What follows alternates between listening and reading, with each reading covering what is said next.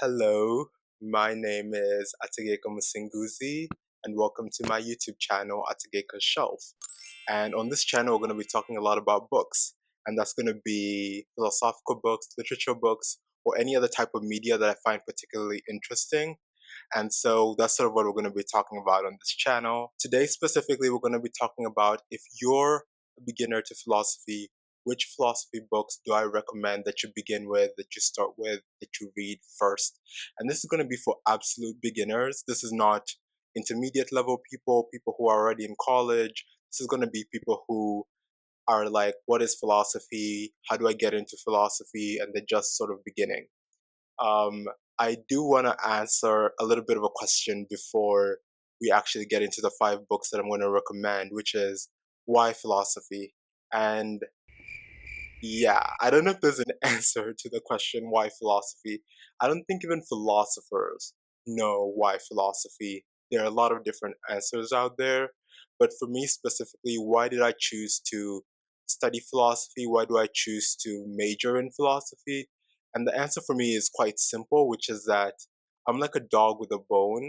I like to get to the bottom of things, and that's sort of what philosophy has allowed me to do. I'm reading, Plato, but I'm also reading the most current neurobiological research. You know what I mean? And so that I find that really interesting, and I find that really worth looking at. It's like you're looking at people in conversation 2,000 years apart, and you're putting them in conversation with each other. And I think that's really interesting, and that's really cool. Before we get into it, I do want to make a little bit of a disclaimer, which is that this is my list. This is my list of the books that I think are interesting and the books that I think are worth reading. But this is not a comprehensive list. And of course, like if you're entering into philosophy and you're looking for books, a big part of that is going to be like, what are you interested in? Are you interested in ethics? Are you interested in metaphysics, in epistemology? Like, what sort of area of philosophy are you interested in? And so that's going to affect the books that you find interesting and the books you start with. So this is not like some sort of comprehensive list. It's just sort of me personally speaking.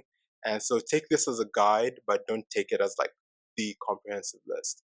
So yeah, number one, the book I think I would recommend if you're really interested in ethics is The Sources of Normativity by Kristen Korsgaard. And so this book is a book about ethics, and it specifically looks at this question of normativity. So what is normativity? Normativity, simply put, is ethical claims are ought claims. Ethical claims are not descriptive claims. Ethical claims do not tell us facts about the world. So this is the famous is ought gap that was instituted in Western philosophy, at least by David Hume. And so this is the difference between descriptive claims, which tell us facts about the world, and normative claims, which tell us what we ought to do.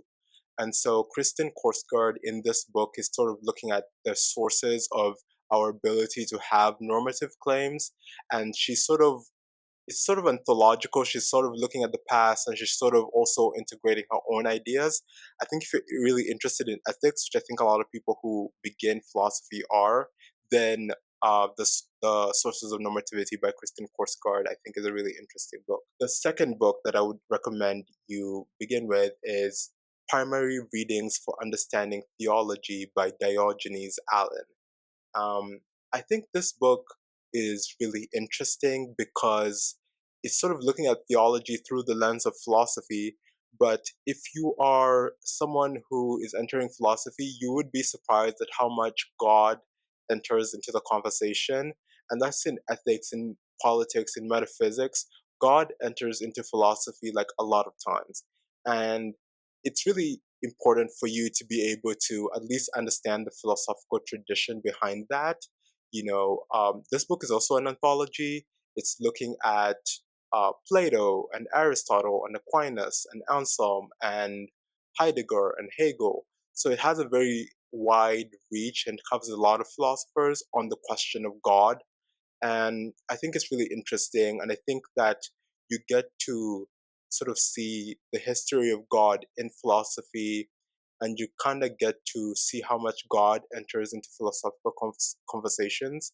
And I think that's a really important thing for someone who's beginning philosophy. The third book that I recommend is another anthology, and this is Early Modern Europe, Early Modern Philosophy, an anthology by Lisa Shapiro and Mercy P. Lascano. I actually have the book right here. So this is covering early modern European philosophy. I don't know if you can see that. Early modern European philosophy. And so roughly from the time of Descartes to the time of Kant. So that's sort of the period it covers. And what I think the real virtue of this specific book is the fact that it focuses also on lesser known philosophers, like philosophers you might not have heard of, someone like Malebranche or someone like Anne Conway or someone like Sor Juana. I think they're really interesting philosophers in the early modern period who are not covered like usually in other courses, or like if you even look online, I don't think people, are talking about Anne Conway. And I think that's a bad thing. I think that you need to be able to have a more comprehensive understanding than that. And so people usually, when they talk about early modern European philosophy, talk a lot about like the rationalists and the empiricists and how Kant brought them together or whatever. And I think that's a very reductive reading of what was going on in early modern European philosophy. I think there's a lot more going on. And you get to see that in this anthology. You get to see feminist philosophy. You get to see a lot of talk about ethics. It's not just, the usual philosophical story that we get told. And I think that's a really interesting thing to have. So I really recommend that anthology. It's really great. The fourth book I recommend is you should have a book of Platonic dialogues. And honestly, you can probably find them online somewhere. Like if you just Google Platonic dialogues, I'm sure you can find like them somewhere. It was Alfred North Whitehead who said that the Western philosophical tradition can be characterized as like a series of footnotes to Plato. And I don't know if I agree with that, Alfred North Whitehead, but I think Plato does come up a lot, slash Socrates, because in a lot of Platonic dialogues it is Socrates speaking. But Plato does come up a lot, and I think that he's someone you have to contend with in one way or another. Like people are talking about, like Kant in the Critique of Pure Reason is talking about Plato. So, it's something that you have to think about, and he's someone you have to contend with. And I think that having some dialogues is pretty cool. And one of my favorite dialogues is Ion, and it's a really short dialogue, but it's really fun. And I really recommend that dialogue. If you're looking at like, whoa, there's so many dialogues, read Ion. I think it's really interesting. The fifth book that I recommend is Sophie's World. I'm sure you've heard about Sophie's World if you're someone who's like a beginner to philosophy. So it's this novel that follows a Norwegian teenager called Sophie, who receives letters from this anonymous philosopher, and they start sort of corresponding, and it roughly follows a History of Western Philosophy by Bertrand Russell. And that book, A History of Western Philosophy by Bertrand Russell, is a very flawed history with full of very bad readings.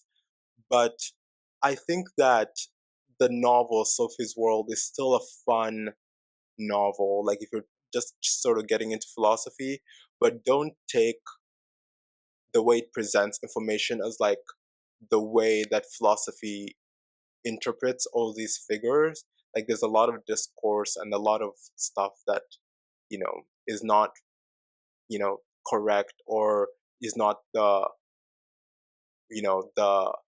general reading of certain philosophers. And that's partly due to Bertrand Russell's flawed history. But every history is flawed. So, it's a fun book. It's a great book. The last point I would like to say is don't read Nietzsche. And I know this is going to be somewhat like controversial, but I see a lot of philosophical books and a lot of philosophical like YouTube videos online talking a lot about Nietzsche. And I think Nietzsche is a very bad place to start with philosophy because Nietzsche, in a lot of ways, is responding to the whole Western philosophical canon. And if you read him without that background, I find that it leads to very shallow readings of Nietzsche, readings that are just like, did you guys even, do you even know who he's talking about, like who he's referencing, or, whatever else? And yeah, and I'm not saying that, don't read Nietzsche. I'm just saying I don't believe, me personally, that you should read Nietzsche first. I'm someone who I got to Nietzsche pretty early on as well. He's pretty unescapable these days, like very unescapable. Like you just type in philosophy, you're gonna see a lot of Nietzsche stuff. But I think that he's someone who I didn't appreciate until I had enough philosophical like knowledge behind me. And I know a lot of people are going to be like, well, that's not in the Nietzschean spirit. And that, read, you can just start with Nietzsche, it's fine. But, I find that gives a lot of shallow readings of Nietzsche. And you know what? You can read whatever you want. Like, if you want to read the whole Nietzsche saying, start with the birth of tragedy and read everything, it's fine. You can do that. But I find that it leads to very shallow readings. And I find that it leads to some might even say bad readings, misreadings. But that's just my opinion, take it or leave it. But that's what I think. Yeah. So that's sort of the 5 books that I recommend. That's going to be the Sources of Normativity, Primary Readings for Understanding Theology, Early Modern Philosophy and Anthology, a book on Plato's Dialogues, or just search it up online, and Sophie's World. I hope you like it, and I hope this is helpful to you. You know, you can sort of, read whatever you want, but I hope this is a guide that you find useful in some way.